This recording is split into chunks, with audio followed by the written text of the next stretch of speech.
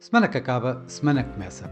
A semana que terminou fechou o mês de agosto, numa semana onde os mercados continuaram focados nos cortes de taxa de juros nos Estados Unidos, isto enquanto aguardavam pelos dados da inflação na Europa, pela medida de inflação preferida do Fed, o Core PCE Price Index, e ainda pelos resultados da ação preferida dos mercados ultimamente, ou seja, a Nvidia. A semana terminou, aliás, com os mercados a descontarem cerca de 30% a probabilidade de um corte de taxas de juros já neste mês de setembro, no dia 18, de 50 pontos base pelos Estados Unidos, quando já o mercado assume praticamente o corte de pelo menos 25 pontos nessa mesma taxa de juros dos Estados Unidos. Foi uma semana marcada por alguma consolidação dos mercados, onde as yields obrigacionistas recuaram dos recentes mínimos, com os mercados obrigacionistas, com as obrigações a consolidarem em torno dos recentes máximos. Os mercados, como eu comecei por dizer, aguardavam com alguma expectativa os resultados da Nvidia. Os resultados saíram ligeiramente acima do esperado. A orientação futura, as projeções do terceiro trimestre ficaram um pouco aquém do esperado pelos mercados, e isso acabou por não ter um impacto muito forte no mercado em geral, que manteve, digamos, manteve-se dentro dos recentes níveis máximos que tem andado a fazer.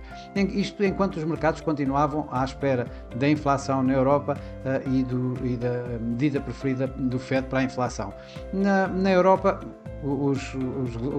a inflação saiu bem em linha com o esperado, 2,6% do mês passado a cair para 2,2%, a inflação subjacente a cair de 2,9% para 2,8%. Já a única coisa que houve aqui assim alguma surpresa foi a taxa de desemprego, que inclusive até baixou de 6,5% para 6,4%. Já nos Estados Unidos, a medida preferida da inflação saiu exatamente em linha com o esperado, 0,2% do aumento dos preços a nível mensal, mantendo a taxa anual nos tais 2,6%, continuando, digamos, aqui a criar expectativas sobre o timing, ou melhor, o ritmo de cortes de taxa de juros por parte do Banco Central norte-americano. Ora, isto nos mercados acionistas acabou por dar esta semana alguma consolidação essa que não tivemos no mês de agosto. O mês de agosto terminou com alguns ganhos acionistas nos Estados Unidos e na Europa. O mesmo já não se pode dizer na Ásia, que foi um mês de alguma forma entre ganhos e perdas, e na sua grande maioria de perdas. O Nikkei, aliás, perdeu mais de 1%.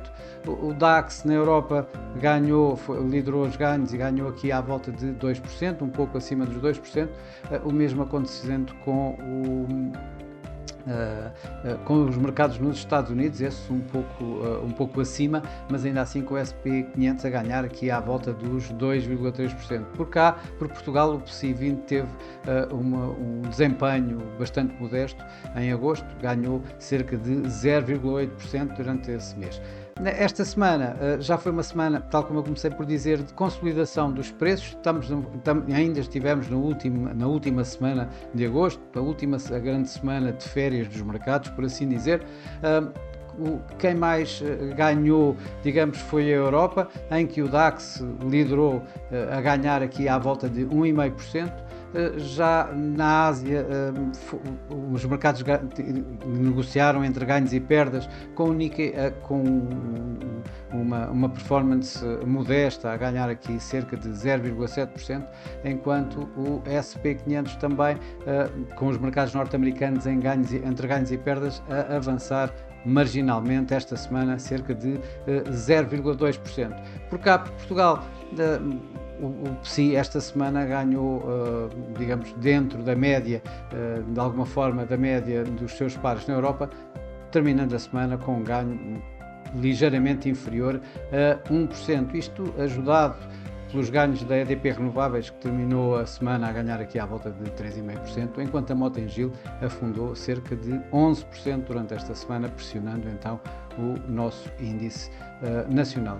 No mercado cambial, o destaque esteve no dólar, ou melhor, nas perdas do dólar, nos ganhos do iene e nas perdas do peso mexicano, isto durante o mês de agosto. O euro-dólar subiu de cerca de 1,09 do princípio do mês de agosto para terminar à volta de 1,1050 depois de ter feito um máximo à volta de 1,12, enquanto o dólar-iene caiu de níveis em torno de 150 até a um mínimo à volta dos 142 para terminar o mês aqui à volta dos 146 ienes por dólar. Já o peso mexicano perdeu durante o mês de agosto cerca de 7% contra o euro e cerca de 5% contra o dólar norte-americano. Esta semana, com a consolidação dos mercados, houve aqui algum recuo nestes movimentos. O dólar-iene, que começou a semana em torno dos 144, acabou por terminá-la à volta dos 146, enquanto o euro-dólar, que vinha dos tais máximos em torno de 1,12, acabou a semana a negociar à volta de 1,1050. Já o peso mexicano continuou em perdas também durante esta semana, em que perdeu cerca de 2% contra o euro e cerca de 3% face ao dólar. Nos mercados das commodities, o ouro foi um dos grandes ganhadores, digamos, no mês de agosto, e já o petróleo esteve em sentido contrário, foi das commodities que mais perdeu. O ouro ganhou cerca de 2,5% durante o mês de agosto, registrando novos máximos históricos acima dos 2.500 dólares por onça de ouro, níveis em que se mantém ainda a negociar, enquanto o Brent caiu aqui neste 4,7% durante o mês de agosto. O WTI caiu mesmo um pouco mais do que isso, portanto estamos a falar de 5% de perdas nos mercados petrolíferos durante o mês de agosto. Já esta semana, e na tal consolidação que temos vindo a referir, o ouro teve um recuo marginal durante a semana de cerca de 0,4%, mantendo-se então acima dos tais 2.500 dólares por onça de ouro, enquanto os preços do petróleo caíram cerca de 2%, o WTI um pouco menos de 2%, o Brent um pouco mais dos 2%. A semana que vai começar é uma semana onde estamos de volta ao trabalho, de volta aos negócios, isto com o final do mês de agosto e o começo do mês de setembro, onde as atenções irão continuar em torno dos cortes de taxa de juros nos Estados Unidos. Principalmente nos Estados Unidos será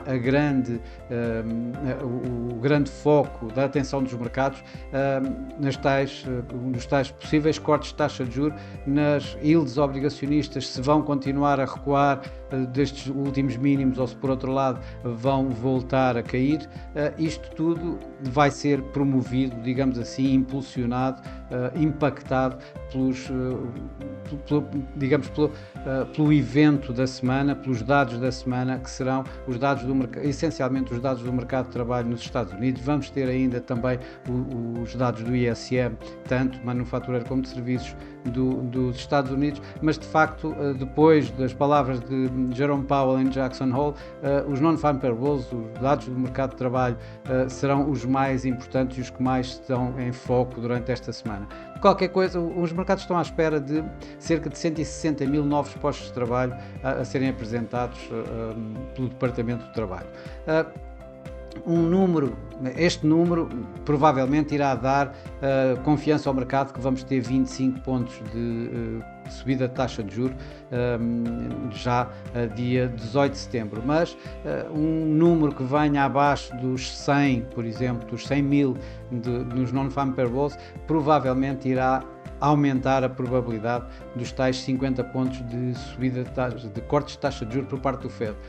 Já um número entre os tais 100 mil e os 150 mil de novos postos de trabalho irá manter tudo em aberto, irá manter o mercado bastante à espera do que irá acontecer. Outro dos números será a taxa de desemprego, em que o mercado espera que ele ande ali à volta dos 4,2%, 4,3%, aliás até é esperado um recuo dos 4,3% para os 4,2%.